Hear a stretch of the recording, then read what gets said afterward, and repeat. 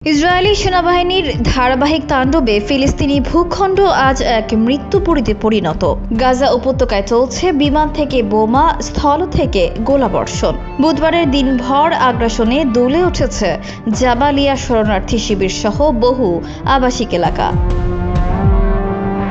এর মধ্যে ইসরায়েল ঘোষণা করেছে তারা পুরো গাজা ভূখণ্ড নিয়ন্ত্রণে নিতে চায়। এমনকি বিদেশি কূটনীতিকদের উপর গুলি বর্ষণ করতেও পিছপা হয়নি তারা। ফিলিস্তিনি জনগণের জন্য মানবিক বিপর্যয় আরও ঘনীভূত হচ্ছে, আর বিশ্ব মঞ্চে উঠছে প্রশ্ন, এই যুদ্ধ কেবল হামাসকে নয়, গোটা গাজাকেই নিশ্চিহ্ন করার অভিযান। বুধবার দিনভর ইসরায়েলি বিমান থেকে ফেলা হয় একের পর এক বোমা। কেঁপে ওঠে জাবালিয়া শরণার্থী শিবির। সেই সঙ্গে ঘোষিত হয়েছে নতুন নির্দেশ, শিবির খালি করে দেয়ার।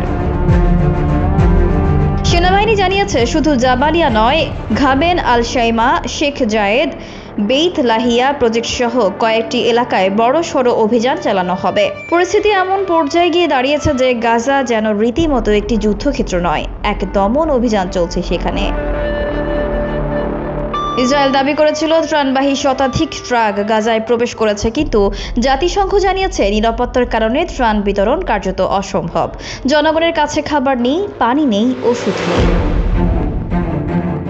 গাজার শিশু, বৃদ্ধ, নারী সবাই প্রতিদিন বেঁচে থাকার লড়াই চালাচ্ছেন। আন্তর্জাতিক সম্প্রদায়ের চোখের সামনে একটি মানবিক বিপর্যয় গড়ে উঠছে, অথচ কার্যকর হস্তক্ষেপ নেই বললেই চলে। আরও চমকে দেওয়া ঘটনা ঘটেছে পশ্চিম তীরের জেনিন শরণার্থী শিবিরের প্রবেশপথে। ৩৫ জন বিদেশি কূটনীতিক, রাষ্ট্রদূত, কনসালদের একটি প্রতিনিধি দল ক্যাম্পে প্রবেশের সময় ইসরায়েলি সেনারা গুলি চালায়। ফিলিস্তিনি পররাষ্ট্রমন্ত্রী সহকারী আহমেদ আল দিক জানিয়েছেন এই হামলা ছিল সরাসরি আন্তর্জাতিক আইনের লঙ্ঘন। ইউরোপীয় ইউনিয়নের পররাষ্ট্রনীতি প্রধান জোসেপ বোরেল এই ঘটনাকে অগ্রহণযোগ্য বলে উল্লেখ করে দায়ীদের বিরুদ্ধে তদন্ত দাবি করেছেন। ইতালিতে নিযুক্ত ইসরায়েলি রাষ্ট্রদূতকে ইতোমধ্যে তলব করেছে মেনলি সরকার। ফ্রান্স, কানাডা, জর্ডান ও তুরস্ক সহ অনেক দেশ এই ঘটনার তীব্র নিন্দা জানিয়েছে। তবে ইসরায়েল বলছে তারা ফাঁকা গুলি চালিয়েছিল কূটনীতিকদের সরে যেতে বলার জন্য। কিন্তু প্রশ্ন উঠেছে, কূটনীতিকদের উপস্থিতির পরও যদি গুলি ছোড়া হয় তবে সাধারণ ফিলিস্তিনিদের জীবনের মূল্য কী? সবচেয়ে আলোচিত বক্তব্য এসেছে ইসরায়েলি প্রধানমন্ত্রী বেনিয়ামিন নেতানিয়াহুর কাছ থেকে। বুধবারের প্রেস ব্রিফিংয়ে তিনি বলেন, চলমান যুদ্ধ শেষ হলে গাজার প্রতিটি অঞ্চল থাকবে ইসরায়েলের নিয়ন্ত্রণে। তিনি হামাসের নিয়ন্ত্রীকরণ, নেতাদের বহিষ্কার ও মার্কিন সমর্থিত ট্রাম্প পরিকল্পনা বাস্তবায়নের শর্ত উল্লেখ করেন।